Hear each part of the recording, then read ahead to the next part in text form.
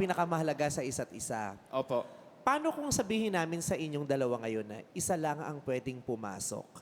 Sino ang ipapasok namin at bakit? Siya po, kasi, mahal na mahal ko to po. Kapatid ko to, bunso ko. Bilang panganay, sana ito na lang yung gift ko sa kanya. Opportunity dito po. Sa Pinoy Boy Band Superstar. Para naman sa akin, siya kasi yung bata pa lang siya, inspirasyon ako to eh. Kasi gusto niyang mag-artista talaga. Kaya bigay ko sa kanya. Affected ako. Lalong nakakapogi yung ganyan, ano? Yung mabuti at mabait sa kapatid. Kasi sa panahon ngayon, di ba, mas kinakapatid ng mga kabataan yung barkada nila kaysa sa tuon Oo nilang nga po, oo kadugo. nga po. Pero magandang kakitaan kayo ng ganyang trait. Sa inyong magkapatid, you guys look good together, no? Actually, na-touch nga ako doon sa sinabi mo na you do anything for your younger brother. Yes po. Okay, Talaga now, po. for a boy band, parang unang-una mabagal yung kinanta nyo. And honestly, parang nakukulangan ako doon sa boses nyo talaga. No? But sa akin, you guys look okay together, masaya tignan, yung Thank you pagkakapatid ninyo. But pagdating dito, yung sa boses ninyo, medyo kulang. Ako nagsasabi niyan, ha? Alam mo kung kumanta. Nakilala ako dyan. Bago pa nagka-Gary B, may aga mulak mo na sa recording industry. Do you wanna sing individually?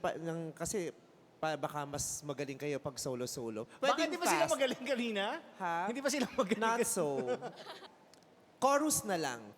Why do you build me up, buttercup baby, just to let me down and mess me around, and then worst of all, you never kill baby when you say you will. Thank you, Kurt. And I love you still, I need you.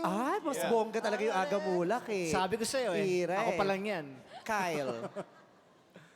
Your love is like the sun, the light of my own world. I feel the one inside. Thank you. Okay. Si Miss Yang naman na magko-comment muna. Nako. Kurt, nung nasa malayo kanina at nasa screen, mas pogi kang tignan. Correct. Pero nung lumapit, iba rin pala itong si Dwight. Meron ding kakaibang Diba? charm. Thank you po. Meron kayo kanya-kanyang strength, kumbaga sa kagwapuhan ninyo. Yung isa, maganda tingnan sa screen. Yung isa, mas pogi sa personal. Pero pagdating sa talent, sa singing, kailangan ko sabihin to sa inyo, pero pakiramdam ko, kulang pa. Kailangan nyo pang hasain ang talent nyo sa pagkanta. Dahil sa boy band, kailangan kahit pa paano man lang, nasa tono. Maraming times dun sa pag-awit nyo kanina, may mga off kayo sa notes, may sintonado. So, kailangan talaga nahasain nyo pa yon. Thank you so much po. Thank you po. May appeal kayo, mabait, gwapo, pero katulad ng sinabi ni Yeng, kanina siguro na-excite kayo, minsan nawawala sa tono. So, konting practice pa. Pero ang cute ng hairstyle nyo, pang K-pop. Thank you po. Thank you po. Yung itsura nyo talaga, ang laki ng market. Yung katulad nyo, yan talaga yung nagkakaroon ng maraming die-hard na fans. Thank you so much po. Kasi yung itsura nyo, that's so now. You are so now. Tapos, masa. Hindi mukhang mataas na mukhang hindi kayang abutin ng mga fans, ng audience. Sila parang kayang-kaya nila kayong yakapin. 'Di ba? Parang kayo yung gusto nilang maging kaklase tapos magiging crush nila sa buong high school nila. Oo. Sa singing, sablay talaga. But I thought you can carry a tune. Yung talent ninyo, kaya ganyan kasi wala pa kayong training eh.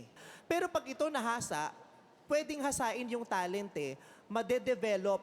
May mga talent kasing pag pinakinggan mo mukhang ay yan na yun, hindi na madedevelop. Pero ako, sa pakiramdam ko, naniniwala ako na yung talent nyo pwedeng i-develop. Eh dito naman sa Pinoy Boy Band Superstar, gagawa tayo ng banda eh, ng grupo. At hindi naman natin sila ilo-launch nang hindi natin sila dinedevelop. Ite-train natin sila.